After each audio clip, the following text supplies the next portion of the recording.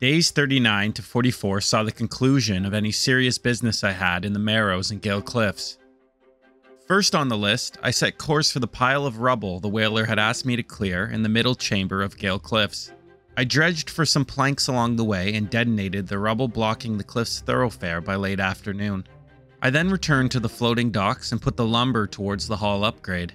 I caught some bronze whalers before the afternoon on day 40 along the ferry back to Greater Marrow, and dredged for some cloth and an old iron chain.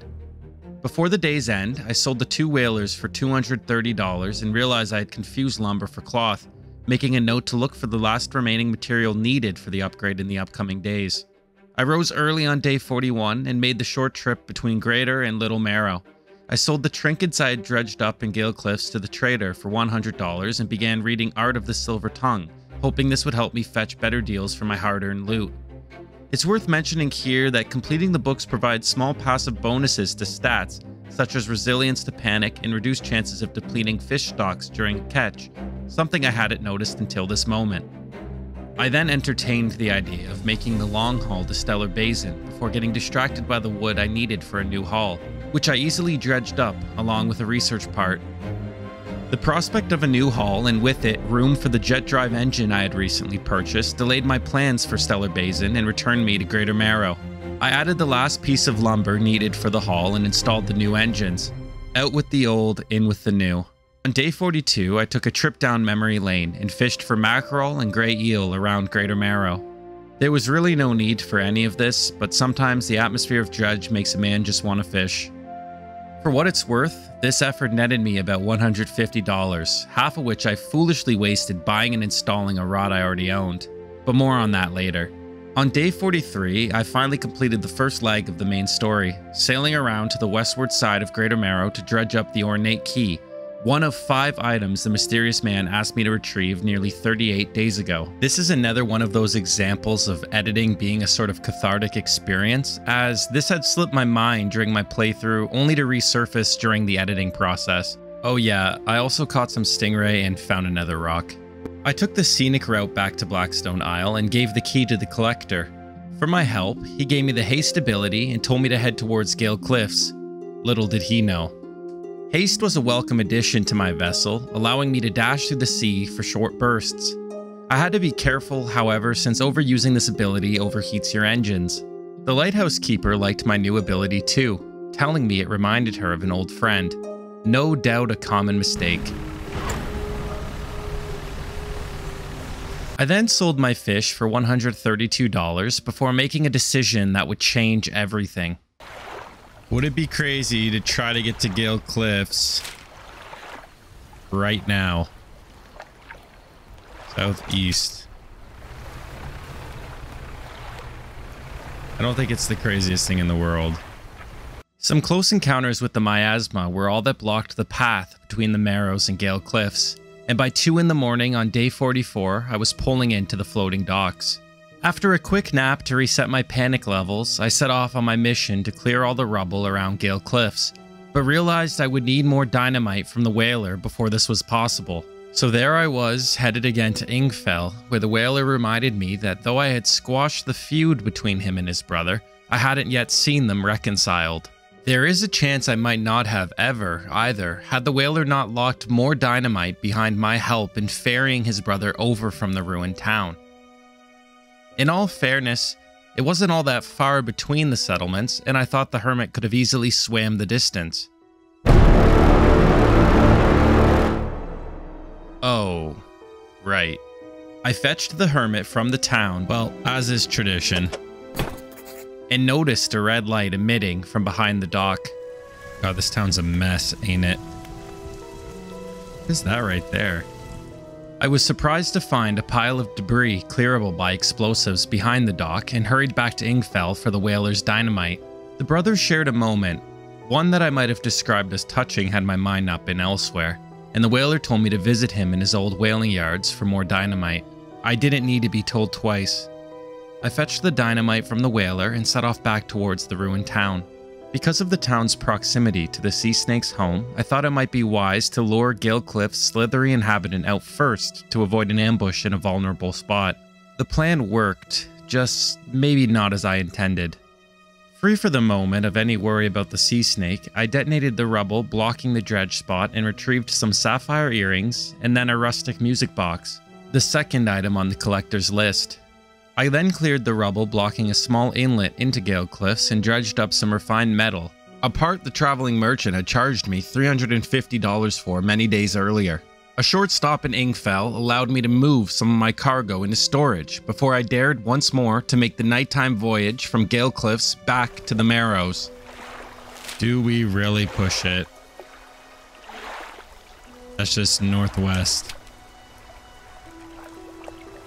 I mean, surely we can get back. Like before, the red miasma was the only obstacle blocking the path, and I arrived back to Blackstone Isle shortly before 1 in the morning.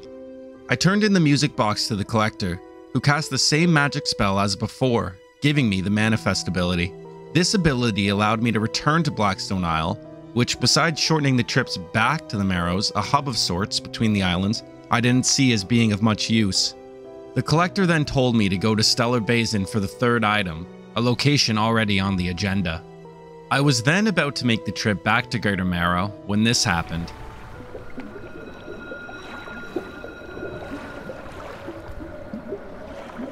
What? I managed to shrug off this phenomena of floating eyes long enough to notice a glow surrounding a rock similar to those I had spotted in the days prior. I approached the rock and touched it, but this time, rather than rejection, the rock showed me a vision where pillars of rocks emerged from the earth. All of this was a little rich for 1:30 in the morning, so I hurried back to the comforts of Greater Marrow.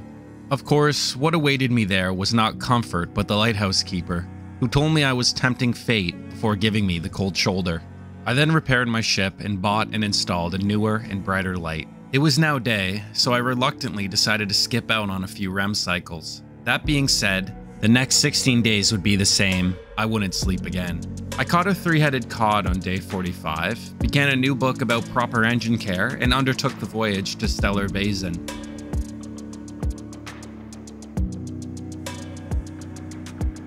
I arrived by the 20th hour and knew almost instinctually to avoid the blinking red jellyfish. I retrieved a message in a bottle from the outskirts of what I assumed gave the location its namesake, and also a pair of glasses, which made me wonder about the fate of its previous owner.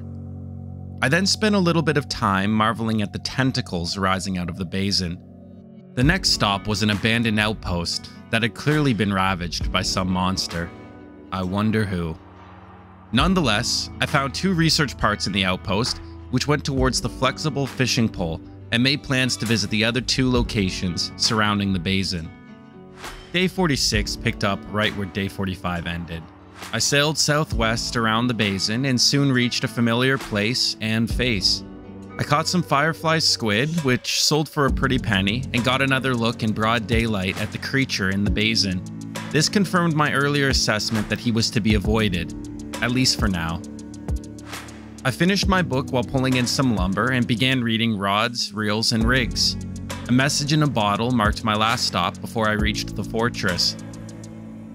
I met the researcher who had repositioned here after the monster attacked her post from earlier. She asked me to fetch her some samples, and I vouched to waste no time. Glowing octopus, aurora jellyfish, firefly squid. I feel like we've caught that already. We can get these 2 for sure. Of course, I hadn't gone far before I began wasting time, but how could I resist a hammerhead shark? It also sold for $177. Remember the fishing rod from earlier? Well, this was also the day I realized I had been buying fishing rods every time I decided to swap between them. It is somewhat embarrassing I didn't notice the 5 extra rods I had accumulated, but a fisherman can never have too many rods. I snagged 5 8-limbed friends on day 47 for a total of 44 limbs on deck. This was far too many, so I sold all but one, netting me enough coin to buy the flexible fishing pole I had recently researched. After the installation process, I caught some barracuda and sold them all. I also caught some red snapper, but settled on just a pair. I turned in the octopus to the researcher and then caught some more squid and repeated the process. Only this time to have a close encounter with the red mist. But I was still missing the jellyfish, so it was back to the basin on day 48 in search of the amorphous fish. That's a jellyfish, I think. It wasn't. I cleared up some cargo space at the floating docks and put the wood I found towards the next line of upgrades. I also bought a light because more lumens. I then organized my storage. Look how nice this looks. Riding the high of an organized storage, I decided to comb a shipwreck dangerously near the basin and thought myself lucky I didn't end up like these sailors. My spyglass fell on an unknown fish spawn, which I thought might be a dory, but was really more of a Nemo. One research part later, and I was back at the fortress to remember what a jellyfish looked like. Here, I also unlocked the anti-tangle line. I then noticed a small island north of the fortress and set sail towards it. Along the way, this happened. Whoa! Wow, that scared the shit out of me. There was nothing at the island, and it was getting late, so I took refuge at the fortress before continuing to explore the basin for jellyfish. I then had an idea I can only describe as misplaced. There's no way I just catch the jellyfish by bumping into it, right? There's no way that's what I'm trying to catch.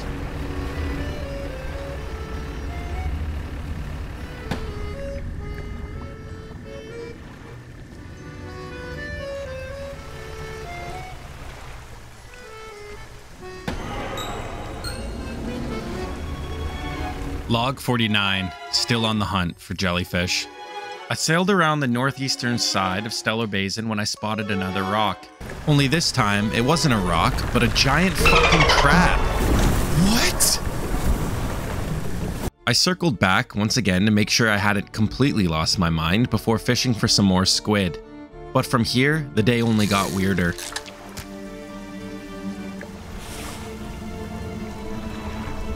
What is this? What are you? What are you?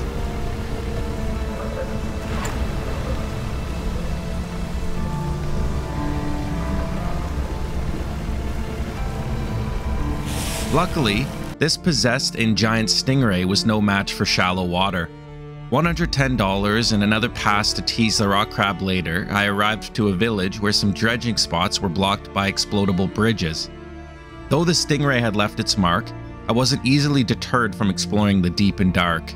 I spotted a shark and briefly cruised with it before catching another of its kind that the traveling merchant would happily pay to fillet.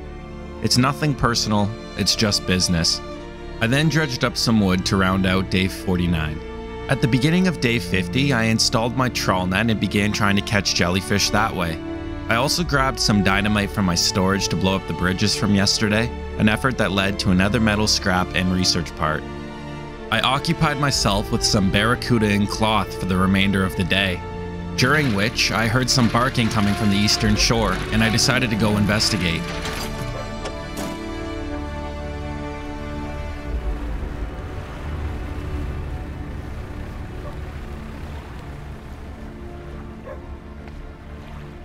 Oh, there it is. Here, I found a stray and emaciated dog, and quickly won it over with some charm and fish. I also definitely did not have to clear up some space in my cargo and repeat the process. However, my occupation was far too dangerous to have a pet on board. I would need to find the dog a new home. Thankfully, I knew just the person, and on my way to her, I caught a jellyfish. There we go. Before making that trip though, I did stop at the floating docks to make some space in my cargo. I also unlocked the heat-resistant line here. As expected, the dog made a welcome addition to the research crew over at the fortress. I turned in the last sample requested by the researcher, who wasted no time tasking me with another fetch quest, this time for some prototype parts at our old post. Some coral grouper and metal scraps made up the stops along the way, and by 6:45 I had found what the researcher was after. I made it back to the fortress just after midnight and returned the prototype to the researcher. She then gave me a device to catch a bizzle fish and a repulsion machine to pacify the creature in the basin. While the researcher avoided saying so outright, it became clear that she expected me to use this equipment to fish in the basin after she gave me a list of more samples. Great.